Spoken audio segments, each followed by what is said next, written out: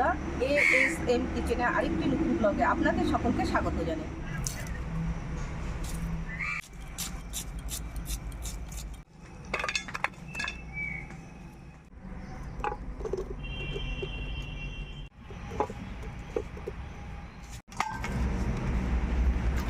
এর মধ্যে লবণ হলুদ মাখিয়ে নেব।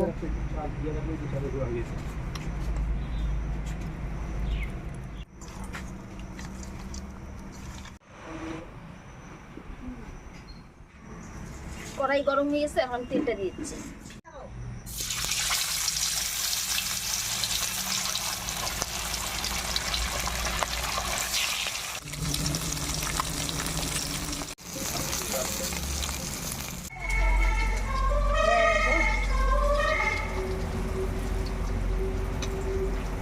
কালিয়ার জন্য তেজপাতা, জিরে হয়ে গেছে,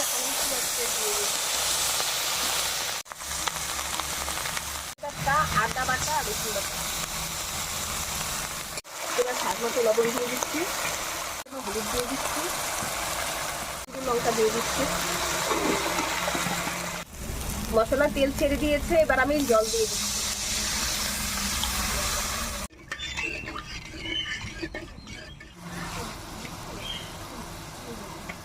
মাছের ঝোল ফুটে গেছে, এখন আমি মাছগুলো দিয়ে দিচ্ছি।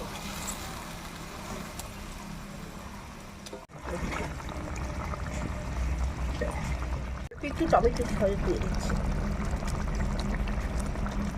আমার মাছের ঝোল কমপ্লিট, এখন আমি গরম মশলা দিয়ে দিচ্ছি।